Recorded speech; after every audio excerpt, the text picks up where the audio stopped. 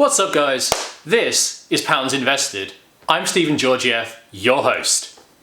In this, our very first topical episode, we're going to be looking at what is going to happen to the economy post-coronavirus, what I like to call the Corona economy.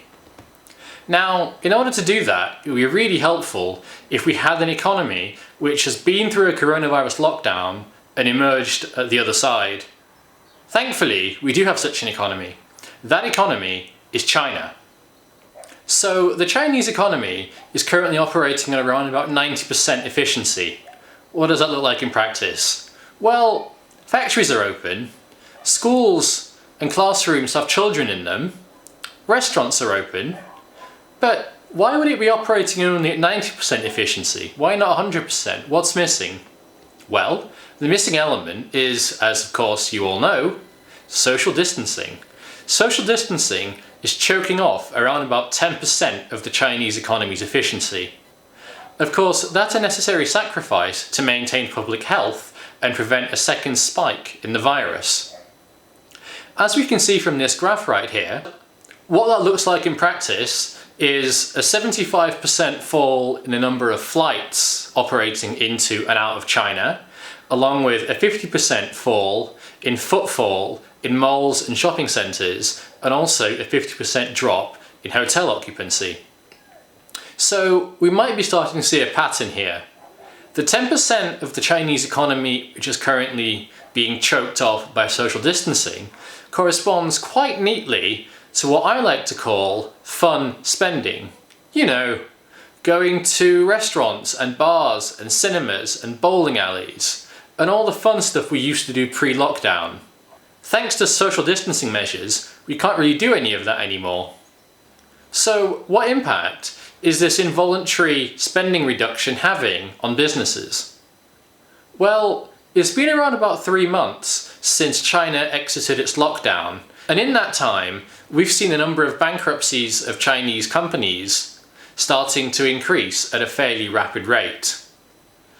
But how does that work? So what impact do these bankruptcies have on the wider economy?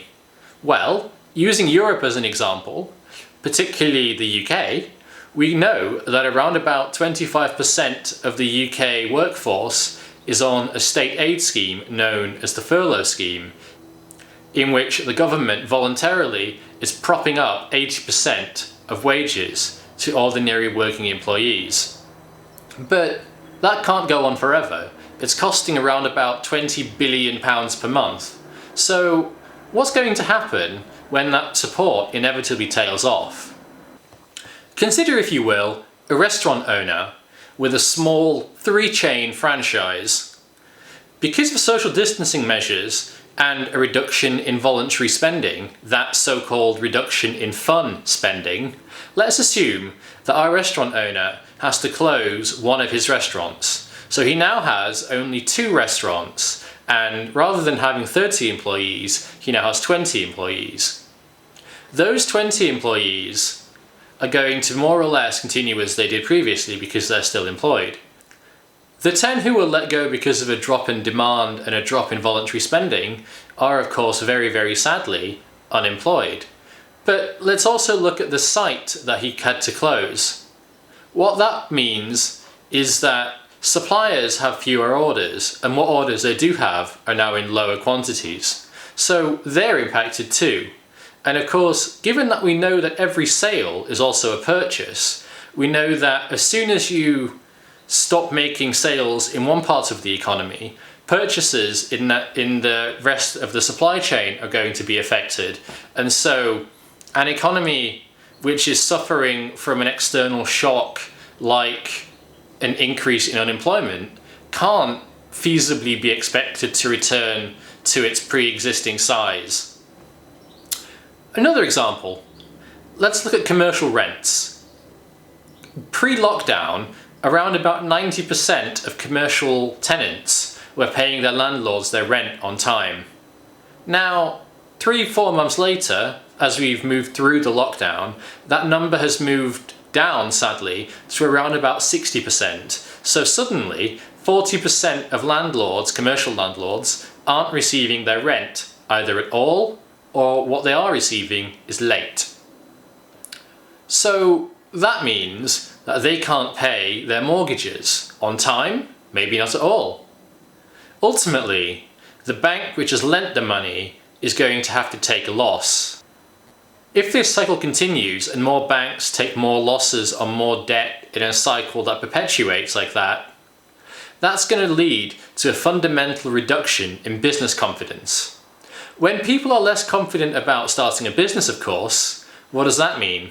Well, it means investment is also going to drop, because why would you invest in a new factory to build a new product if people are spending less money and so are less likely to be able to either afford or want to buy your new product?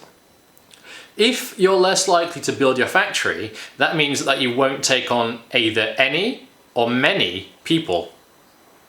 So ultimately, where does this leave us? Well, we have a cycle in which 10% of the economy is involuntarily choked off. That leads to a situation in which 10% of an economy is feasibly jobless. Now, if we have a 10% of our workforce which is out of work, that means that at least temporarily they're not going to be spending any money, and so business confidence will take a fundamental dip downwards. And then as a result of that, fewer jobs will be created because businesses are less confident about taking on employees. As you can see, what we have is a self-perpetuating prophecy of doom. Now, governments and central banks aren't just sitting back on the sidelines and watching all this happen. No. Particularly in the UK, the government has announced a record £300 billion bailout package. Now, that includes bailouts to businesses, to employees, to sectors of our economy which are struggling, like our aerospace, like our car manufacturing. So ultimately, what started out as a health crisis then became an economic crisis is, you feel, going to end up being a political crisis in which unpalatable choices simply have to be made. And so, to sum up, we can very much expect the economics over the next 6, 12, 18 months to be driven by the politics. That is what we may well see in the next year, year and a half as we emerge out of the coronavirus shutdown. In our next video, I'll be looking at interest rates and how persistent low interest rates will impact our economy, more importantly, what they mean for you. Join me then.